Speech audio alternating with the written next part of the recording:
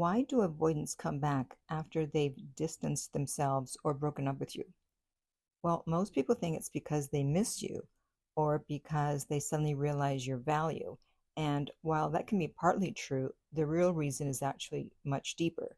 And once you understand it, you'll see why no contact plus one other thing is the most powerful strategy you can use with an avoidant. So stay tuned and you'll find out what that is. Hi, this is Lucia with The Art of Love. I'm a dating and relationship expert specializing in helping you get your ex back or to get over your ex. And welcome back, my beautiful no contact army. Have you been a good little soldier and stayed in no contact? Well, if you haven't been a good soldier, then be sure to download my app Silencio if you haven't already to help you stay in no contact. And the link to that is underneath every single video and podcast. And if you too would like to join our army, all you have to do is hit the subscribe button and the bell notification and you're in. And to read our manual, go to nocontactsecrets.com where you can read 2 free chapters before you purchase the book. Okay, so let's start with what most people believe, which is that avoidants come back because they miss the familiarity, they realize they had more freedom with you than they thought, or they finally grew up and figured out what they lost. And sure, those things can play a role, but if that's all it was, then you'd see a lot more exes coming back a lot sooner. And if you know anything about avoidance, it's that they don't operate the way that most people think. An avoidant, whether they're dismissive or fearful, values space and independence above almost everything else. When they feel you getting too close, too dependent, or too anxious, their instinct is to pull away. It's not necessarily about you, it's just how their nervous system is wired. So if you chase them after a breakup or constantly reach out, what do you think happens? They retreat further. They need distance to feel safe again. I want you to imagine that your relationship with your avoidant ex is like a galaxy. So you're one planet and they're another planet. And between you is this gravitational push and pull. When you're chasing, they're pulling away. But once you stop chasing, once you go no contact, you create what's been called a black hole. And if you're into quantum physics, the way I am, then you probably already know that a black hole is an empty space that pulls everything into it. So in the same way, when you step back and stop trying to get their attention, you create a powerful emotional vacuum. And at first, the avoidant feels relief. They think, whew, finally, I have space. No one's pressuring me. I can breathe. But over time, that relief turns into something else, emptiness. Your absence, because there's no more texts, calls, or connection, it becomes noticeable. The void you left behind pulls at them. Avoidants don't miss you when you're still around, begging for attention. They miss you when you're gone.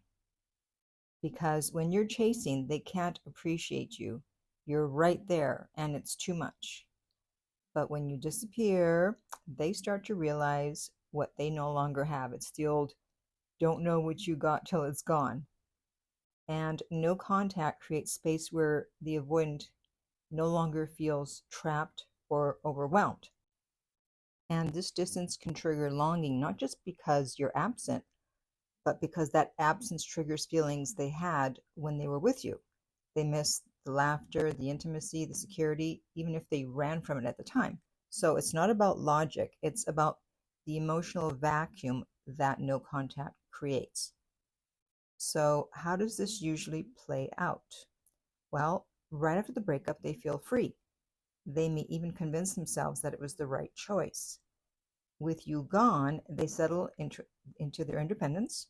And this is where most people panic and think, they're never coming back. Oh no. However, weeks or months later, the black hole effect sets in. And they start remembering the good times. They wonder what you're doing. And suddenly the silence doesn't feel so good anymore. And this is when they test the waters with a small text, a social media like, or some other little excuse to reach out. And if the vacuum is strong enough, if you haven't been chasing, they start moving back into your orbit. Now, a quick warning, this only works if you stay secure during no contact, which I know if you're anxious, it's going to be very hard to stay secure. Because if you panic and break it too soon, you're going to collapse that black hole. If you keep checking their social media obsessively and they know it, or send little just checking in messages, then you're feeding their avoidant tendencies instead of triggering the vacuum.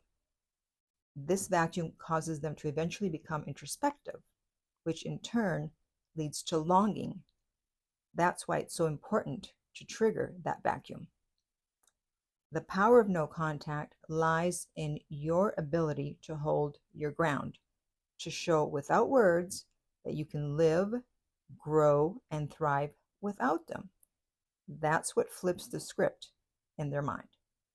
So, what makes avoidance come back after no contact? I mentioned there are two things. It's not just familiarity, it's not just missing your company. So, one is the psychological pull of absence, the black hole effect that happens when you stop chasing and you give them space. Once their relationship pressure is gone, once their deactivation systems aren't being triggered, they can begin to reflect and maybe even idealize the connection. And that's when their perspective starts to shift. This triggers them to reach out because they want to fill that emptiness. And that can only happen if you're no longer around. And secondly, when enough time has passed and they realize that you're not so easily replaced, even though they thought you would be. And that's when things really start to turn around. Your silence becomes louder than anything you could say. If you're anxious, you're always thinking, I just need to talk to them. I need to communicate. No. Once you're no longer available, you become more desirable. So for those of you worried that your ex is going to forget about you, it's actually the opposite. That's just your anxiety talking. So tell it to shut up. Your mind can either be your biggest hater or your biggest motivator. And the role it plays is up to you. And I want to mention that if you've heard me talk about the 60-day rule, you'll be expecting to hear from your ex between days 45 and 60. However, if your ex is an avoidant, especially a dismissive avoidant, it will take longer. So don't freak out if 60 days have gone by and you haven't heard from your ex. Doesn't mean that you'll never hear from them. And I'll put the link to that video in the upper right-hand corner on YouTube.